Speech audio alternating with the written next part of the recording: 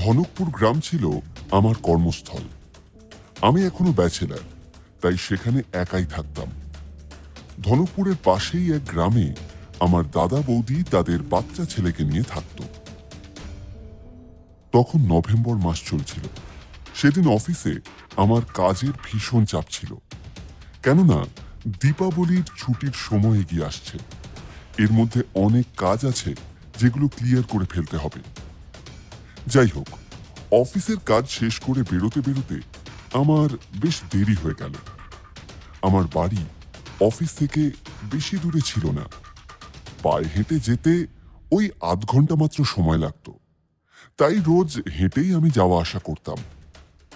কিন্তু সেদিন কাজ শেষ করে অফিস থেকে বেরিয়েই আমার শরীরে কেমন যেন অস্বস্তি বোধ হতে থাকে। বাড়ি যাওয়ার রাস্তার মধ্যে একটা কবরস্থান ছিল।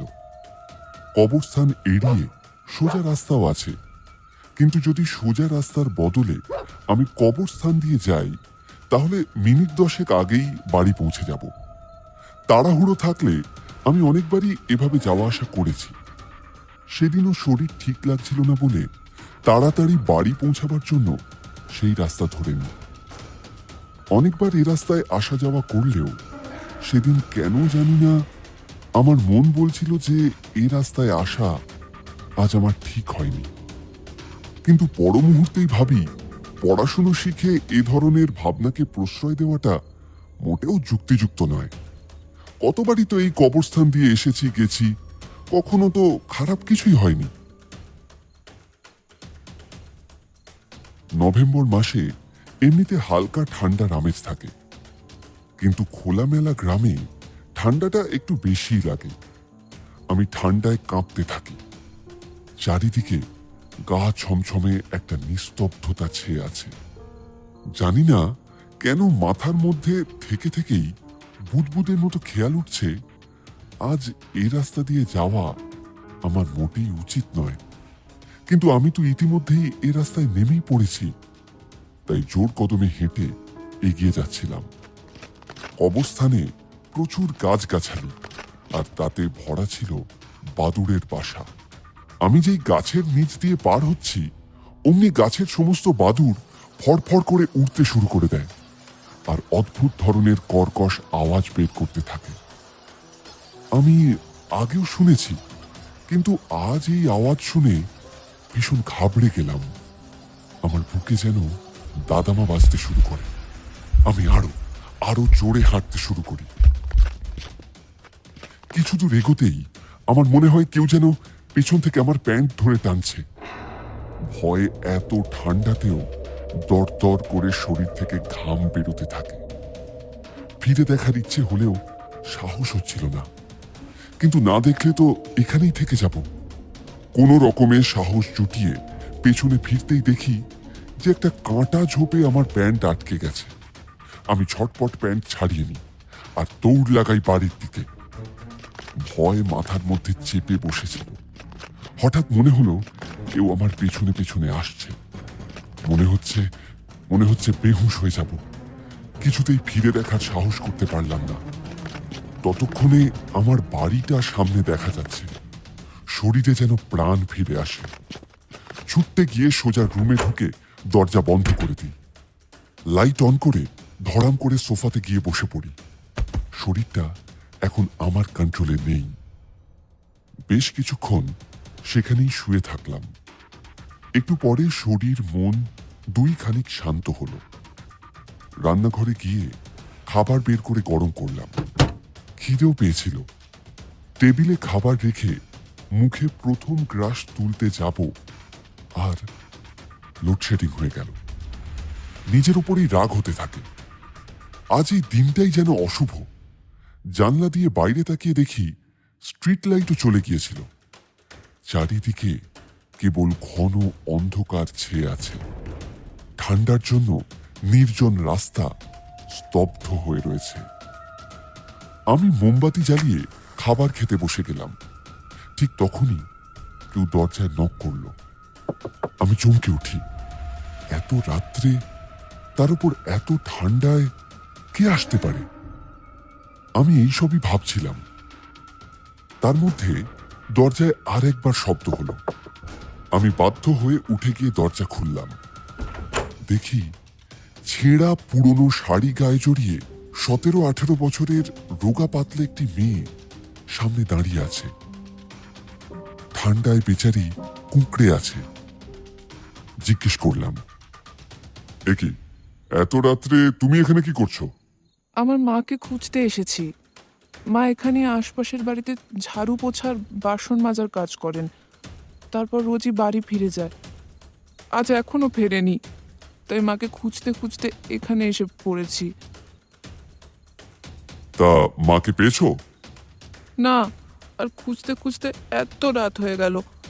এখন আমার একা একা বাড়ি ফিরতে ভয় করছে। লাইটও নেই, আর বাইরে ভীষণ অন্ধকার। দয়া করে আপনি আমায় বাড়ি পৌঁছে দেবেন? মেয়েটিকে দেখে কেমন যেন আমার দয়া হলো। বললাম, আচ্ছা বেশ, কিন্তু আমার খুব খিদে পেয়েছে জানো। আমি খেতেই বসেছিলাম। খাওয়াটা শেষ করে নি আগে, তারপর আমি তোমাকে পৌঁছে দেব, ঠিক আছে? আচ্ছা ঠিক আছে, আমি বাইরে বসছি। না না, সে কি, বাইরে তো খুব ঠান্ডা এখন। তুমি বরং আমার সঙ্গে ভেতরে এসে বসো। আর মনে তো হচ্ছে তোমারও খুব খিদে পেয়েছে। তুমি একটু আমার সঙ্গে খেয়ে নাও, ঠিক আছে? এসো। তার বুঝি সত্যি খিদে পেয়েছিল। একবারও বারণ না করে খেতে বসে গেল।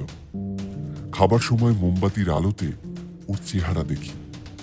দেখে গরিব ঘরেরই মনে হচ্ছে, কিন্তু একটা আলাদা জৌলুস ওকে সুন্দর করে তুলেছে।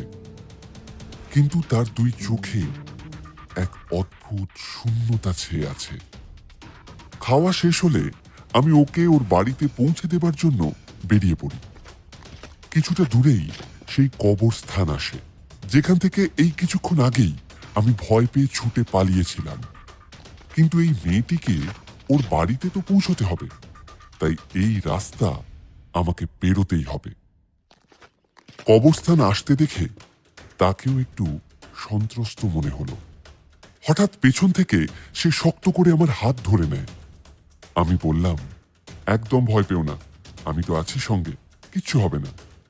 যদিও ওই সময়টায় আমি নিজেও ভীষণ ভয় পাচ্ছিলাম, তাই ভয় দূর করার জন্য ওর সঙ্গে কথাবার্তা আরম্ভ করে দিই। আচ্ছা, তোমার নামটাই তো জানা হয়নি, আর থাকোই বা কোথায় তুমি? আমার নাম সাবিনা। মা, বাবা আর আমি বাড়িতে কেবলই তিনজনই থাকি। রসুল চৌকে যে মসজিদ আছে তারই পাশে আমাদের বাড়ি। আমার বাবা একজন সাধারণ কার্পেন্টার। কথায় কথায় আমরা কবরস্থানের একেবারে কাছে পৌঁছে যাই। তার গেটের কাছে পৌঁছতেই আবার সেই বাদুড়ের ডানার ফড়ফড় শব্দ আর সেই সেই বিভৎস কর্কশ চিৎকার শুরু হয়ে যায়। আমি ভয় পেয়ে যাই, কিন্তু সাবিনাকে সাহস দেওয়ার জন্য পিছনে ফিরে দেখি, কই, সে তো নেই। চারিদিকে চেয়ে দেখার চেষ্টা করি, কিন্তু তাকে তো কোথাও দেখতে পাচ্ছি না। সে যেন অদৃশ্য হয়ে গেছে। কখন যে তার হাত আমার হাত থেকে ছেড়ে গেছে সেটা আমি একদম খেয়ালই করিনি। আর এখানে দূর দূর পর্যন্ত লুকোবার কোনো জায়গাও নেই। আমি বুঝতে পারছিলাম না সে কোথায় যেতে পারে। আবার আমার বুকের মধ্যে ধড়ফড়ানি শুরু হয়ে যায়। তখনই অনুভব করি কেউ যেন পেছন থেকে আমার কাঁধে হাত রেখেছে। আমি পেছন ফিরে দেখি সাদা পোশাক পরা এক মহিলা দাঁড়িয়ে রয়েছে।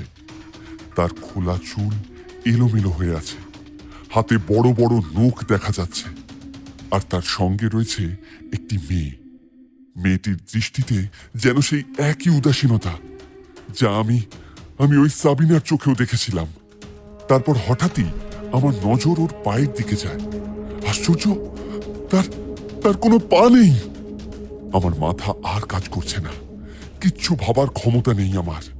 তাই আর কোনো কিছু ভাবার চেষ্টা না করে আমি ঘুরে সোজা বাড়ির দিকে দৌড় লাগাই। আমার পেছন থেকে জোরে জোরে হাসির শব্দ আসতে থাকে।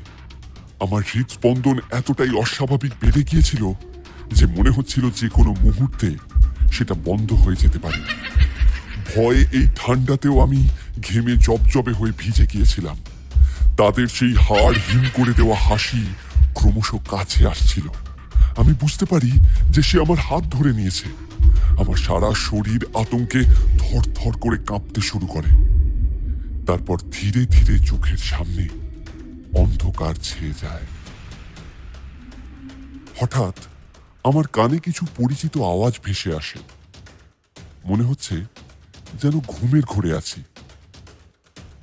কোনো রকমে একটুখানি চোখ খুলে দেখি আমার দাদা আর বৌদি সামনে বসে উদ্গ্রীব হয়ে আমার দিকে চেয়ে রয়েছে, আর আমি হাসপাতালের বেডে শুয়ে আছি।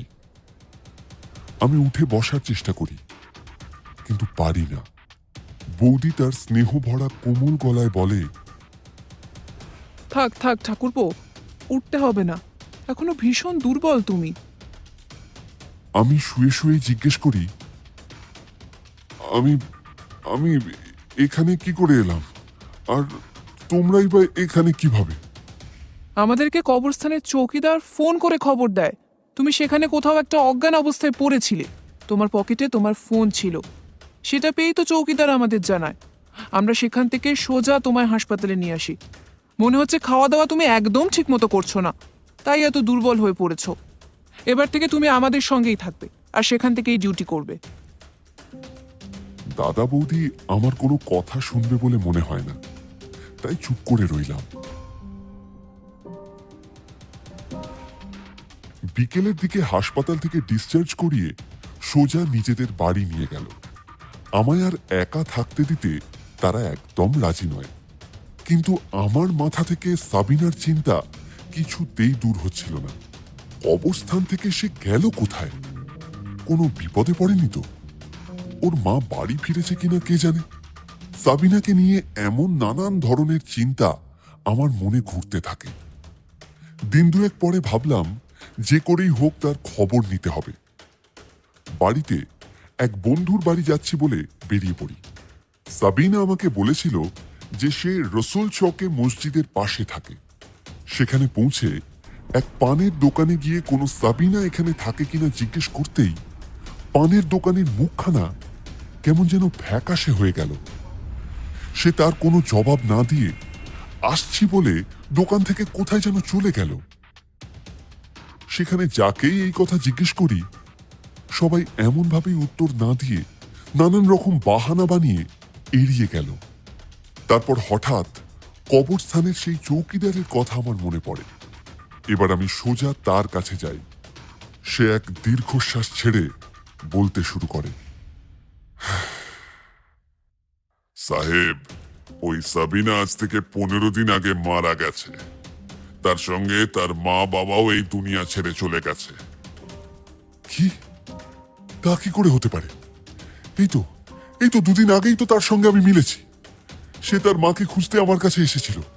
তাকে বাড়িতে ছেড়ে আসার জন্যই তো আমি সেদিন রাত্রে এই রাস্তায় এসেছিলাম। আমার কাছ থেকে শুনে চৌকিদার তখন যেটা বলল, সেটা শুনে আমি আতঙ্কে শিউরে উঠি। চৌকিদার জানায়, সেদিন সাবিনার মায়ের শরীরটা ঠিক ছিল না। সাবিনা মায়ের বদলে কাজে গিয়েছিল। বিকেলের কাজ তাড়াতাড়ি শেষ করতে থাকে, কারণ তার বাবা তার হাতের তৈরি রুটি ছাড়া খেতে চাইতো না। কাজ থেকে ফিরেই বাবা খেতে চাইবে, তাই নিজের কাজ শেষ করে যত তাড়াতাড়ি সম্ভব তার বাড়ি ফেরার তাড়া ছিল। কাজ শেষ হলে বাড়ির রাস্তা ধরে তাড়াহুড়ো করে রোড পার করতে গিয়ে একটা ট্রাকের নিচে চলে আসে। সাবিনার দুটো পা ট্রাকের নিচে পিষে যায়, আর সেখানেই তার প্রাণ বেরিয়ে যায়। আশেপাশের লোক থানায় খবর দেয়। ইন্সপেক্টর সাহেব খোঁজ খবর নিয়ে সাবিনার মৃতদেহ তার মা বাবার হাতে গিয়ে তুলে দেন। সাবিনাকে কবর দেওয়ার 2 দিন পরেই তার মা বাবা আত্মহত্যা করে। সেদিন থেকে আজ পর্যন্ত এই কবরস্থানের আশেপাশে 6-7 জনের মৃতদেহ পাওয়া গেছে। সকলের পা কেউ কেটে নিয়েছিল। আশ্চর্যের কথা, আপনাকে দেখছি, আপনি কেমন করে বেঁচে গেছেন।